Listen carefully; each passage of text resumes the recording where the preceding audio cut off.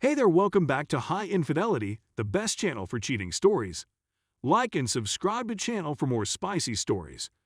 Now, let's get into today's story video. 3 weeks ago, my wife, 32/female, of 10 years left me, 43/male, out of the blue.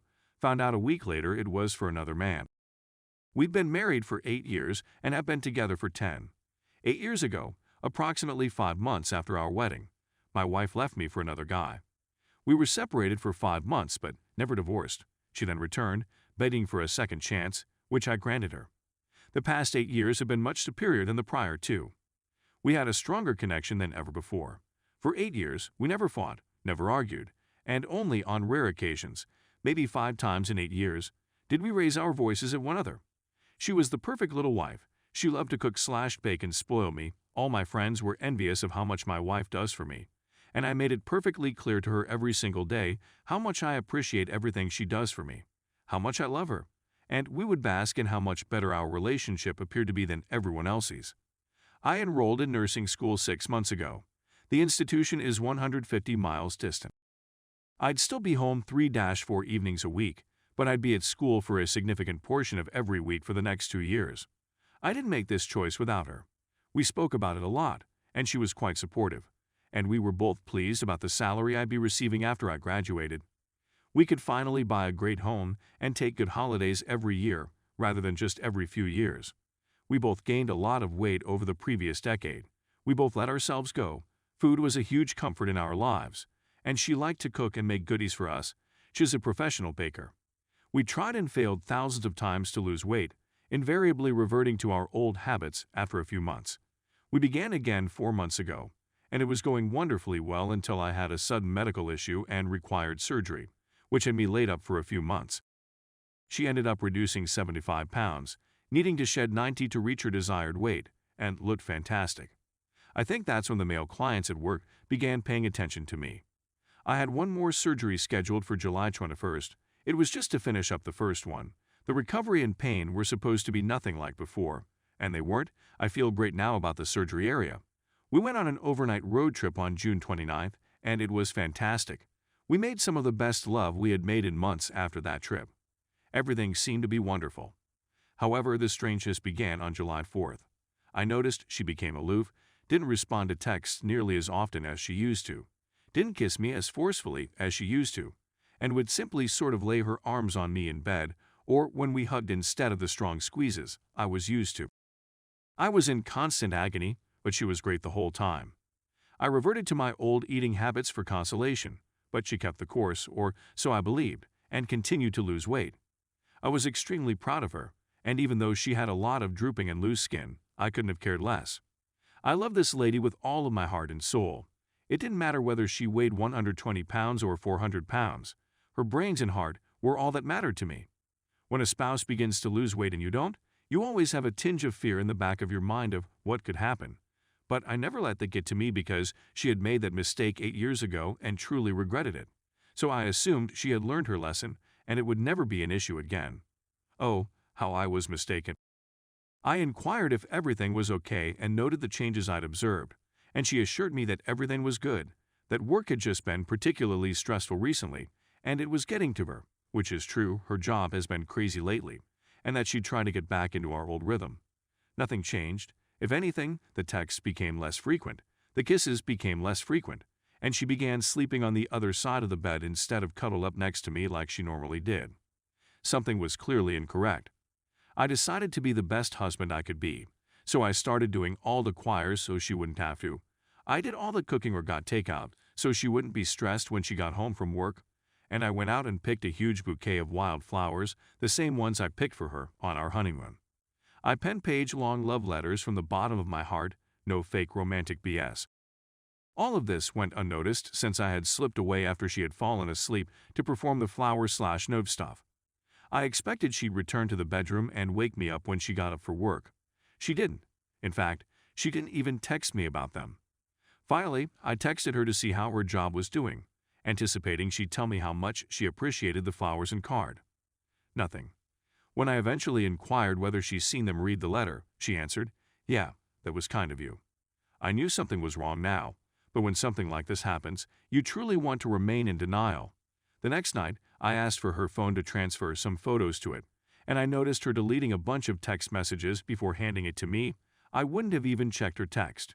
And she also began spending way more time on her phone than she had previously. Alarm bells were going off all over the place. My birthday arrived, and she prepared my favorite supper for me. But we were both too weary from work and other obligations to have that night. The following day, I attempted to start something in the bed, and for the first time in our relationship, she couldn't get in the mood after I had tried all the old trusty go-tos.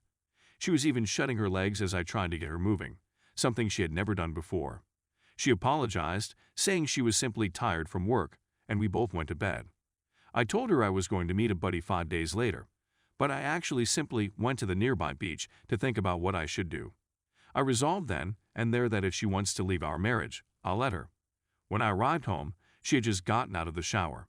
I eventually revealed all my anxieties right there in the toilet, and with tears flowing down my face, I told her that if she wants to leave our marriage, I'll let her go because I love her too much to keep her somewhere she won't be happy. She was sobbing as well, and she told me no, she wanted to remain, and she felt horrible that her actions were making me feel this way, and she was worried about our marriage. The following day, everything seemed normal, but you could sense something was still wrong. She slept with a blanket between us that night. The following morning, I sent her some lovey-dovey text messages, but she never responded. I visited Facebook Messenger a few times, and she was continually active there, implying that she was ignoring my text. I contacted her at work to check how her day was going and such, and when I questioned why she seemed to be ignoring me, she responded she was just busy.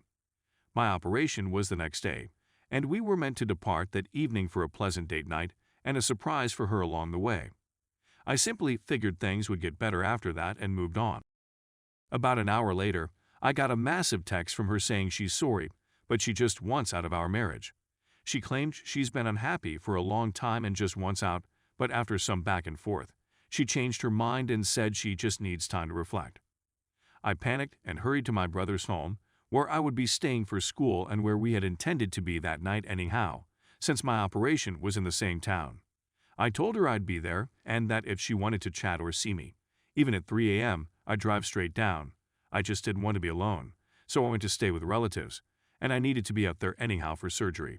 I begged her numerous times to come up because I wanted to see her face when I woke up from surgery, but she never responded. She stopped returning my phone calls and began ghosting me. The procedure came and went, and she never once inquired how I felt about it. I tried talking to her numerous times, but she would not respond to any text messages, and when she did speak to me on the phone, only when I called her at work, she would just say she was sorry and needed time to think. Received a text from her mother asking me some general things, which struck me as odd. I don't believe she'd speak to me about this stuff as she understood what we were going through.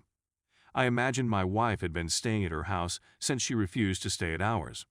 I asked my wife where she was staying since I believed it was with her parents, and she said it was with her friend Faith. The following day, I used Locate My iPhone to figure out where she was. She was in a home I'd never seen before, miles away from where she'd stated she'd be staying. I confronted her about it through text, and she told me that she was at Faith's, and that the GPS was probably messed up due to the poor phone reception there.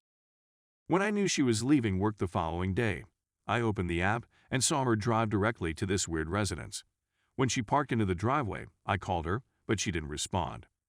I immediately sent her a snapshot of her location and informed her that if she wasn't being honest with me right now, I was going to drive over to her house and pound on the door.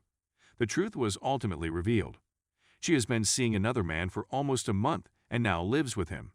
They're madly in love, and she's leaving me for him. He's only here for a short time for work, so when he returns to the other side of the nation, she wants to go with him. She rejected down a large promotion at work that she'd been working her tail off for 2 years to acquire, and she turned it down 2 days before it was set to go through. She's leaving her family, friends, profession, and everything else for this new man. She deleted her phone, and with it, the previous 10 years of memories we'd created together, photos, videos, etc. Then she admitted that she had lost all this weight because she had been misusing pain medications, which she had quit cold turkey a few weeks ago, and only eating one little meal a day at dinner time with me. I thought she had lost weight from healthy choices. Since then, I've been a mess, and she won't speak to me about anything. I know I should simply walk away, but I am still in love with her and am very upset. I gave all I had to try to preserve our marriage, even skipping school, but it all fell on deaf ears. It's been 3 weeks, and the pain appears to be getting worse by the day. I have two voices inside my head. One that says, "Her dude, you can never trust her again. Give up and go on." And another that says, "I love this lady more than anything. I've never loved someone this much and never could again. I need her back." All of my friends and family advise me that I simply need to shut those thoughts out and concentrate on school, which begins on Monday, but I care about her so much that I think she's having a mental breakdown. I also don't know anything about this person and have no idea whether he's violent, a manipulator, or plans to exploit and abandon her. I'm concerned for her safety, but there's nothing I can do. She'll come begging back in 6 months. My buddies say, don't accept her back. But I have a feeling she won't, and even if I couldn't take her back, I want she'd contact me simply to make me feel less useless, as if the previous 10 years didn't mean anything to her. But she's totally over heels in love with this new man, and she's pretending I don't exist and the previous 10 years never happened. I've been having some pretty dark thoughts about myself. I haven't been eating, losing a lot of weight, which is wonderful I suppose, haha. And I'm fortunate if I get a few hours of sleep every night. I'm a mess. I'm in a deep depression, and I have no idea what to do or how to get these emotions to go away. I'm not even sure why I'm writing all of this. I think I'm simply eager for some type of guidance.